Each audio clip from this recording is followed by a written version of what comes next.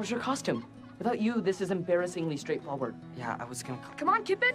Let's see it. Costume day becomes costume fail on Andy Mack Season 3, Episode 13, so let's go ahead and see what happened.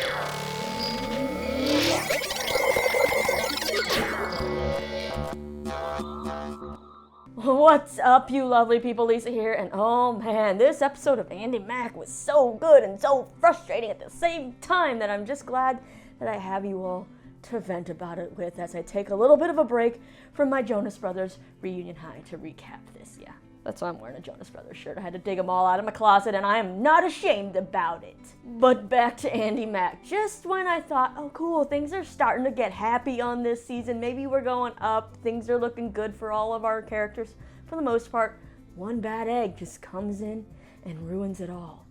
Yeah, seriously, who asked for Kira to come back? But I do gotta give props to Raquel Justice, I think her name is, the actress who plays Kira, because it's not easy to play a so-called villain on a show, you know? You gotta like distinguish or differentiate, obviously, between the actress and the character. She's great. She's fantastic playing this character. However, her character, not so much a fan of. But yeah, let's just go ahead and talk about this episode. Before I get to that whole situation with Kira, let's talk about the whole wedding situation. So as expected, Andy ends up finding the wedding invitations that Bex didn't mail. So Bex kind of has to explain how she's having these reservations. And then Bex kind of sees the worry and sadness and every other emotion on Andy's face as Bex is explaining how she's feeling. And we see Bex kind of be like, okay, I'm gonna go mail these invitations tomorrow. And then Andy's like, no, we'll go mail them together tomorrow. But guess what? Those invitations never get mailed. Yeah, Andy ends up walking into the house and Bex and Bowie are sitting there and it looks like they're gonna deliver news like someone died. That's what the expressions on their face look like. You know when you walk into a room and like your parents are sitting there or whoever is sitting there just waiting for you? It's usually never a good situation. I feel like that's what happened when my childhood pets passed away and I came home and my parents were like, unfortunately, yeah, it's just never a good sign. And well, Andy kind of picks up on that feeling and Bowie and Bex kind of explain what's going on. They say they're not going to get married. They like things the way they are. They think that they're a perfect family as is, and that whole pressure of the wedding, the expectations and everything, they feel like it's going to change their relationship, which they don't want because they want to keep things how they are. And well, Andy does not react well to this news because we know her. She's kind of dreamed about this moment of her parents getting married and them being a family, like a real family, I guess, legally. And then she tells Bex and Bowie that they're going to have to be the ones to go break this news to Cece and break her heart because Andy is not going to be their, fall guy, their middleman. And look, I know throughout this show, many of us have called Andy selfish, and I get that. She can be that way, but you know what? She's a freaking 13-year-old girl, and if I remember when I was 13, I was probably selfish as hell. I get where Bex is coming from, the whole pressure that's put on with this wedding. It's so much that it's like that people forget the meaning of what the wedding is for, and they end up creating a spectacle instead, and I feel like that's kind of not Bex's thing, this whole spectacle. And I also, I get where Andy is coming from. This is something she's wanted for so long, like she found her dad, she found kind of that missing piece, and then naturally the progression of Bex and Bowie, they fell in love again. And so now I think she just kind of wants the wedding to kind of put a nice bow on everything. It's like it means like they're officially a family, like they can't really tear them apart. Granted, we know that, it could be like in the way future, but this is a Disney show, so we gotta think happy thoughts. But I get why this is important to Andy. It's just so back and forth, but I think that we're gonna get a wedding, right? I feel like we have to get a wedding of some sort. Maybe it's just like a city hall thing where there's no pressure. I feel like everybody wins, or maybe we'll just have this whole understanding, but it's a TV show, and if the TV show ends sometime soon, I'm gonna need that wedding, just as a fan. It's just something, I don't know. But now, moving on to the whole Jonah and Amber situation. So the beginning of this episode actually picks up right where the last one left off, with everyone in the park after seeing Jonah and Amber kiss. Now, I'm not sure if we've ever really seen a continuation of an episode quite like that, unless it's like labeled part 1 and part 2, I could be wrong, but it was nice to like not have to wait weeks to figure out that whole situation. It was just like, finally, in the next episode, we get the answers. So Jonah ends up walking towards Cyrus, Buffy, and Andy, and while I love Buffy, you know she can be a little bit pushy and nosy, so she wants to know exactly what's going on and confront Jonah right away. And thankfully, Jonah is not a cheater. I was worried a little bit for a second about that, but thankfully they clear that whole thing up. We learned that Libby broke up with Jonah and he was just too embarrassed to tell his friends about it. And while he and Amber, they've obviously been spending time together, you know, talking about the whole family situation with Jonah's family, and he says their relationship just kind of happened. They kind of got back together. Here's the thing though, Libby only broke up with Jonah 2 days before. So is like Amber actually just a rebound, or Jonah, we know he's just kind of girl crazy in a way, so maybe he wasn't that heartbroken over Libby. Either way, this boy moves on fast. But I just think Jonah needs to take a break from the ladies, period. Go focus on your music, focus on yourself, go back to sports. Ultimate Frisbee, I don't know, but he definitely needs a break from these ladies. We then have Andy running into Amber. Amber's trying to take, you know, pictures of her for her Instapic, you know, their version of Instagram. And Andy's a little awkward at first, and then she finally lets Amber know, hey, guess what, we saw you with Jonah. That's your whole business, that kind of thing. And then she gets Amber actually talking about Jonah, and it seems like we actually get a different side of Amber we haven't seen. Like back when Amber and Jonah first dated, it was just like Jonah was a possession for her, and now it seems like Amber is like genuinely has feelings for Jonah and is... I guess we realized that we might like each other. Again. That's okay. I think it's nice. You do? But then we do end up getting kind of a glimpse into old needy Amber. I posted one of those pictures you took of me on Instapic, but Jonah didn't heart it. Okay, maybe he didn't see it.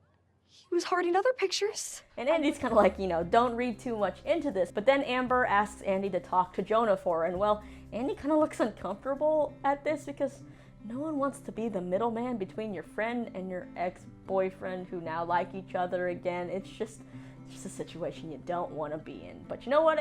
Andy's kind of a good friend. She takes that bullet and goes and sits down with Jonah and says, you know, dude, you gotta like Amber's pics. You're dating. You just kind of gotta do it. And Jonah's like, oh, fine. And he goes and he likes all the photos. But then we get to see how Jonah really feels about this whole situation when he pulls Andy aside outside of the spoon. I forgot how much work it is being with Amber. I have to text her all the time and take selfies and hang out with her friends. Look, Amber's not asking that much of you. Just regular boyfriend stuff. It's a lot of stuff. Andy essentially just tells Jonah that he's got to figure out what he wants and finally speak up about it. Like, don't be a rug someone walks all over. And well, Jonah finally does listen to Andy and decides to do just that. He decides to make a decision and speak his mind. But he does it, and it's not about Amber. Yeah, instead he decides to tell Andy that he doesn't want to be a part of that group costume she's been working on because he's just not a costume guy, and he's finally making some decisions. I was counting on you. You told me that you would do it, and you knew how much it meant to me. But you told me I should decide what I want. About Amber, not the costume. Wrong lesson. I'm excited because Jonah's finally sticking up for himself. He's being assertive. He's making decisions. Usually he's just kind of this like happy, glossed over, goes along with the flow, does what everybody wants him to do, a people pleaser. Now we're gonna get to see maybe a little bit more of an assertive Jonah. Not like taking it to an extreme where he becomes unlikable, hopefully, but like sticking up for himself, which I think everybody kind of needs to learn to do. Also, I'm here for this episode because there's like this little shout out to Asher's upcoming movie Shazam, which I love. I just like that the show is aware and like puts little things in for other people's like outside projects. I got my costume. What is it? Average kid before he finds out he's a superhero. All right, moving on to the next thing. So this episode, I've kind of mentioned, revolves around costume day, and you know our crafting queen, Andy, she is all about this, so she's already got a group costume plan for her, Cyrus, Buffy, and Jonah. It's gonna be Mount Rushmore. Weird, I know, right? First, we have Cyrus wanting to drop out because TJ's asked him to do a duo costume, or some of you might want to call it a couple's costume, but more on that whole situation later. But now that Cyrus has dropped out, Buffy scrambles to find a replacement, so she goes and asks her good old pal Marty. Yeah, the two of them have decided to hang out more and be friends, give this whole friendship a try, and unfortunately we learn it has to stay a friendship because Marty has a girlfriend. So yeah, things are gonna have to stay platonic. However, I totally still ship Muffy, so if there's a shot at that in the future, I'm all here for it. I mean, I know you don't always have to have every relationship on a show be a romantic one, but come on. Muffy, they're just so cute together. You still run? Hey, you bet. Mostly long distance now. With your girlfriend? She's my girlfriend, not my girlfriend. Anyway, Buffy ends up asking Marty for a favor to help be the fourth head in Mount Rushmore, and he says yes, but then as mentioned earlier, when Jonah backs out, they're down another head, and, well, Andy's day just keeps getting worse. So how do they get that fourth head in Mount Rushmore? Well, we gotta talk about TJ, Cyrus, and Kira and all of this drama. So we have TJ shooting hoops at the park when Kira walks up asking if she can try out for the boys team, and well, TJ's kind of like, hello, you know we have a girls team, right? But then this whole situation is interrupted when Cyrus comes walking up, and things get a little bit awkward because Kira's like, oh, you're Buffy's friend, right? And then we get this nice little cute Tyrus moment though, so I guess it was kind of worth it. You ready? I'll find you later, yeah?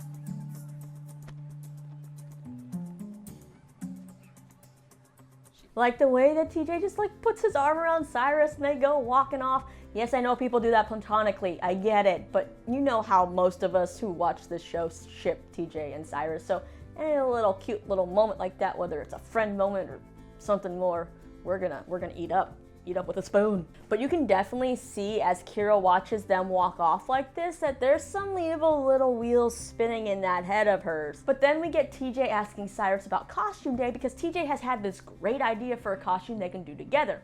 One's gonna dress like a guy at the beach while the other dresses as Salt. Yeah, at first it might not make some sense, but Cyrus is like, oh wait, I get it. We're gonna be Summer Salt. And it's like, oh my god, this is such a cute idea because obviously you remember every TJ and Cyrus moment. TJ taught Cyrus how to do a somersault. So TJ's like so proud of this inside joke that they have together and this costume that they can do together. And it's like, can they get any cuter? Seriously, so many feelings in this moment that are just going to get crushed by the end of the episode. But first, Cyrus has to figure out how to tell Andy that he doesn't want to be part of her costume. So he goes off to tell Buffy, and then we see evil Kira show back up to talk to TJ, saying that, you know, she has this great idea for a costume day that's related to basketball, and she asks TJ to do it with her, but TJ says he's already dressing up with Cyrus. Now, this girl is bold, asking a guy she kind of just talked to for the first time the previous day to already do a costume with her and to be so confident about, like, roping him into this. So, you know, Kira decides that she's going to kind of persuade TJ to dress up with her, even though TJ confidently says he's set, he's fine. Kira, like, pulls this little trick out of her sleeve and does this. So you'd rather do a costume with Cyrus than with me? Okay, have fun with that. You can just see the kind of worry or something on TJ's face, and that makes it even more heartbreaking when we see adorable Cyrus show up for costume day dressed as a homemade salt shaker. And well, when he finds that TJ's shown up not dressed up like a summer, and that he's dressed up with the lamest freaking basketball duo costume ever with Kira, really double dribble, just dribble written on 2 different white t-shirts. Oh my god, did that take 5 seconds? Stupid. But it's just heartbreaking with Cyrus seeing this, and TJ apologizes for not calling, but you can just see the devastation in Cyrus's face, so he's kind of forced to go back and be the 4th head in Mount Rushmore, because walking around explaining why you're a salt shaker, it's something I would definitely want to avoid all day. And well, that pretty much wraps up the main events of this episode. So while I hate this whole Kira situation, I know that I'm not alone in this. It's something that I feel like is necessary as long as this show is setting up for something bigger. And if it's not setting up for something bigger, then I still hate it. Then I really hate it. I should say that. The way that Kira kind of manipulated TJ, it felt like, you know, if he didn't agree with going along with the costume with her, that she was gonna go blab her mouth and maybe spread rumors about TJ, right? About TJ and possibly Cyrus. I can't be the only one who felt that way.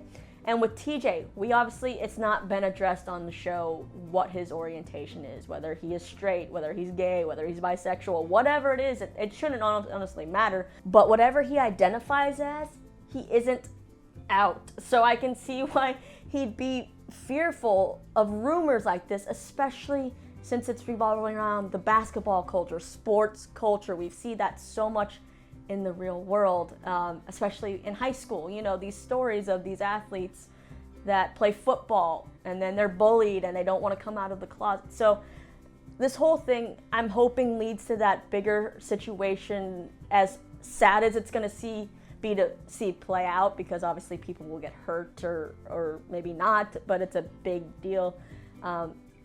Hopefully it'll bring up an important conversation that needs to be had about homophobia and bullying. And even if TJ doesn't end up being gay, it's just the assumptions that you can make about people, thinking you know what they are or who they are based on the way that they act. And I think this is a big thing that the show could talk about, which is scary, because Disney Channel hasn't really done that. They literally just for the first time used the word gay on the network in the previous, or in that episode a couple weeks ago, right? So whether they're gonna do that, I don't know. It would be a very, very big step. But the show has, even though it's been a slow progression, been doing some big things, you know, with tackling gun control and just coming out in general. So that's the direction that I hope this whole storyline takes. If it doesn't take this route, I will kind of actually be disappointed. I'll be kind of mad about it. I think it's a good teaching moment. These lights are very hot. I'm getting worked up. So let's just go ahead and watch part of the promo for the next episode, where it seems like we get that kind of old school Buffy and Marty competitiveness, the competition, that spirit, but this time maybe it's getting the best of Buffy. I want to run a marathon too. Without training? Don't even think about it. You'll hurt yourself. So you're afraid I'll beat you? Buffy? And then we have Andy kind of finally opening up to her friends about the whole wedding dilemma. Your parents really aren't getting married? You must be heartbroken. But what am I supposed to do with this ball of rage I'm holding? I don't have anywhere to put it. I do. Okay, so it's like Amber going to take Andy to maybe a rage room where she gets to break stuff. That's kind of what I would do if I had all this rage inside of me I couldn't get out, because I've always wanted to do one of those. But if it's not, what do you think Amber's gonna say? Like, what does she have where Andy can get her rage out? I don't know. There's a lot of stuff.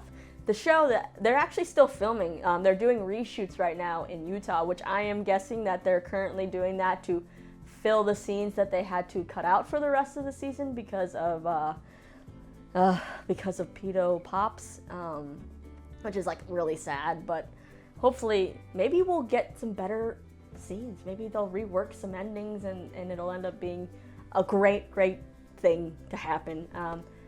I don't know what's happening anymore, which means it's time for me to stop this video. So hit me up in the comments down below with your thoughts on this week's episode. What was your favorite moment? Maybe what was the most heartbreaking moment? Do you think that the show will go in the route that I kind of rambled about when it comes to Cyrus and TJ and Kira and that whole situation? Or do you think it'll end up being something else? And do you want a Bexy wedding? Or do you think maybe it would be okay if they just, you know, are a family unit but don't get married? Let me know all your thoughts down in the comments. And then after that, you can click right over here for more of my videos, including the one where I geek out over the Jonas Brothers' new song and music video, or my interview with Luke Mullins. So yeah, check those out. I'm done for today. I'm Lisa. See you next time.